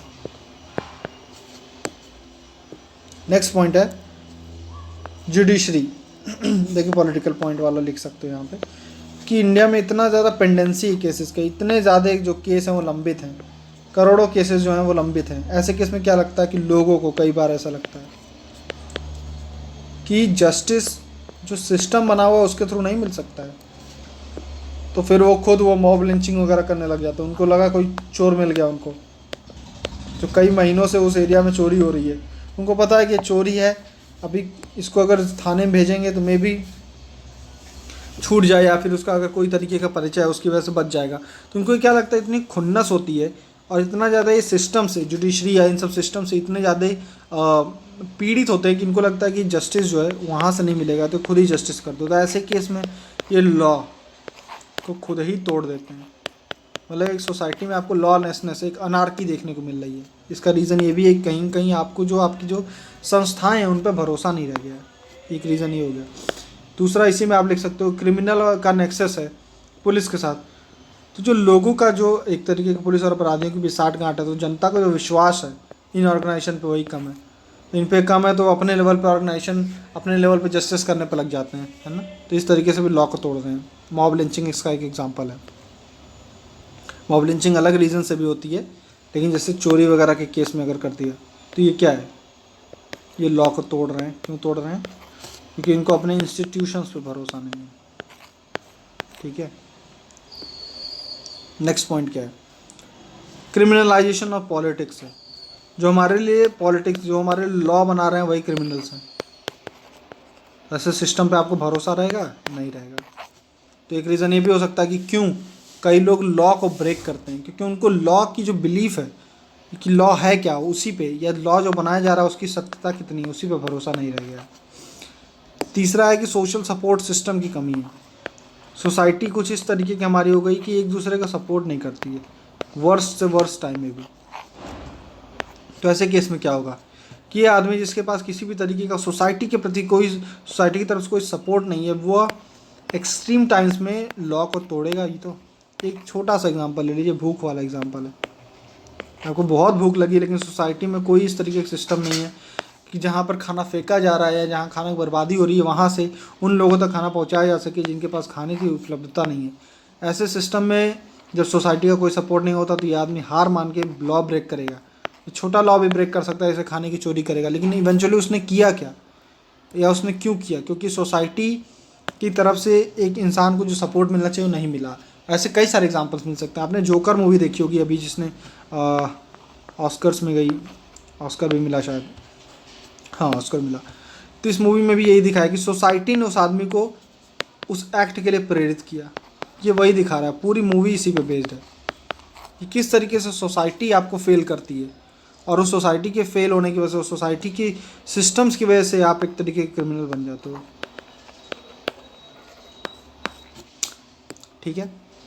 तो ये हमने पूरा पढ़ा कि भाई लॉ क्यों, अगर हर चीज़ के लिए लॉ बना हुआ तो क्यों तोड़ रहे हो। तो हम जब भी पढ़ते हैं एथिक्स का आंसर है तो पॉलिटिक्स वाले पॉइंट तो ज़रूर लिखना है भाई, वो लिखना है कि जुडिशरी और हमारी इंस्टीट्यूशन वगैरह। दूसरा इंडिविजुअल लेवल पे आपको बात करनी है कि मेरा या उस आदमी का सोशलाइजेशन, उसका समाजीकरण बुरा रहा होगा, इसलिए उसके अंदर जो मूल्य हैं वो ख़राब हुए हैं, है ना। जो सोसाइटी की जो भी रिस्पॉन्सिबिलिटी थी वो उसने नहीं पूरी की। फिर आप बोलोगे कि हमारी जो सोसाइटी है वही जो है किसमें ट्रांजिशन में, संक्रमण काल में है, तो जाहिर सी बात है कि कई सारे लॉज जो आगे की तरफ हमको ले जाना चाहते हैं उनका हम विरोध करेंगे। जैसे उस समय सती के लिए जब लॉ बना होगा, तो सती के लिए जब भी लॉ बना होगा तो कई लोगों ने बहुत विरोध किया होगा, क्योंकि उनके हिसाब से उस समय वो मोरालिटी थी। लेकिन एथिक्स उस समय भी कहता था क्या कि आप किसी की जान नहीं ले सकते, उसको जला नहीं सकते हो जिंदा, जस्ट बिकॉज उसका एक हस्बैंड मर गया। मतलब आप उस मेन और वीमेन के बीच में डिस्क्रिमिनेशन कर रहे हो। क्या वीमेन की लाइफ मेन के ऊपर इतनी डिपेंडेंट है कि मेन नहीं रहा तो वीमेन को जीने का अधिकार नहीं है? तो इस तरीके से आप देखोगे कि सोसाइटी की जब भी प्रैक्टिसेस चेंज होती हैं, practices most of the time law के थ्रू चेंज होती हैं, तो इस लॉ को कोई मतलब मैक्सिमम लोग क्या करेंगे, जो नो चेंजर्स हैं वो क्या करेंगे, इसका विरोध करेंगे। इस तरीके से आप ये सारे पॉइंट्स अब अलग अलग आंसर्स में लिख सकते हो, बस इन पॉइंट्स को समझना है और आप नोट्स बनाते चलिए। फिर आज के लिए वो हो गया। Thank you so much.